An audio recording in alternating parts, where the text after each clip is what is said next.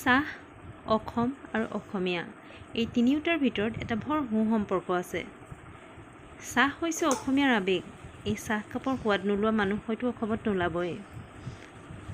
আৰু সন্ধিয়াৰ চাহকাপ হৈছে দিনটোৰ অৱসাদৰ দূৰৰ এক খুব ভাল উপায়। নমস্কাৰ, কেনে আছে সকলো? আশা কৰোঁ সকলো ভালে আছে। মই কবিতাই মোৰ নতুন এটি ভিডিঅ'লৈ আপোনালোক সকলোকে স্বাগতম জনালোঁ। আচলতে আজি মই ভিডিঅ'টো আৰম্ভ কৰিলোঁ এটা ইনফৰ্মেশ্যন দিওঁ বুলি। বহুতে হয়তো জানে আৰু বহুতে হয়তো মোৰ দৰে নাজানিবও পাৰে। আজি দুদিনৰ আগলৈকে মই জনা নাছিলোঁ সেইটো কি বস্তু বা তেনেকুৱা এটা কিবা বস্তু থাকে বুলি। গতিকে ভাবিলোঁ মোৰ দৰে হয়তো বহুতো আছে যিয়ে সেই বস্তুটোৰ কথা নাজানে। গতিকে বলক আপোনালোককো মই দেখাই দিওঁ সেইটোনো কি বস্তু আৰু কিয় ব্যৱহাৰ কৰা হয় বা কিয় থাকে। গতিকে বলক মোৰ লগত ভিডিঅ'টো চাই থাকক আৰু কিনো বস্তু হয় চাওঁ। এইখন হৈছে মোৰ গাড়ী। আজি আপোনালোকক গাড়ীখনৰ এটা বস্তু দেখুৱাম। এই গাড়ীখনৰ পিছৰ দৰ্জাকেইখনত এটা বস্তু থাকে। বহুতে হয়তো জানে আৰু বহুতে হয়তো মোৰ দৰে নাজানিবও পাৰে। সেইকাৰণে নজনাসকলৰ কাৰণে খুবেই প্ৰয়োজনীয় ভিডিঅ'টো। এই দৰ্জাখনৰ ছাইডত এটা ছুইচ থাকে, চাওকচোন। এইটো দেখিছেনে? এইটো কোৱা হয় চাইল্ড ছেফটি লক। ইয়াক আপ এণ্ড ডাউন কৰিব পাৰি। এইটো চাওক, যিসকলৰ ঘৰত সৰু ল'ৰা ছোৱালী আছে তেওঁলোকৰ বাবে এই ভিডিঅ'টো খুবেই প্ৰয়োজনীয়। বিশেষকৈ গাড়ীত উঠাৰ লগে লগে ল'ৰা ছোৱালীবিলাকে কি কৰে, গাড়ীখন পিটিক পাটাক কৰি থাকে ছুইচবিলাক। এইটো এতিয়া আপ কৰি থোৱা আছে আৰু আপ কৰি মই গাড়ীখনৰ ভিতৰত সোমাইছোঁ। দৰ্জাখন মাৰি দিছোঁ। সাধাৰণতে আমি দৰ্জাখন এনেকৈ মাৰোঁ। দৰ্জাখন আমি এনেকৈ মাৰি পেলাই এইটো লক কৰি দিওঁ।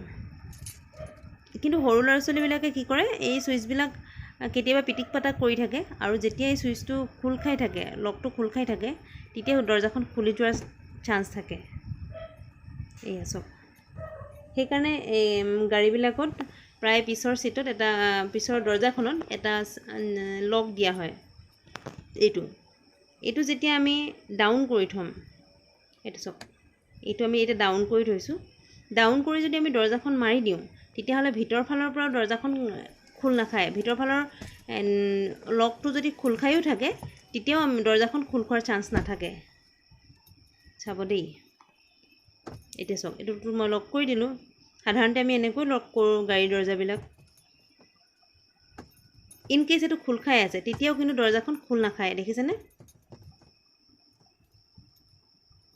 এয়া চাওক, এয়া দৰ্জাখন খোল নাখায়, দেখিছে? তাক আমি কি কৰিব লাগিব এতিয়া? বাহিৰৰ ফালৰ পৰা কিন্তু দৰ্জাখন খোল খাব, ভিতৰৰ ফালৰ পৰাহে ই খোল নাখায়। এতিয়া মই ইখন দৰ্জাৰে ওলাই যাব লাগিব। এয়া চাওক, এয়া এতিয়া দৰ্জাখন বাহিৰৰ ফালৰ পৰা কিন্তু খোল খাব।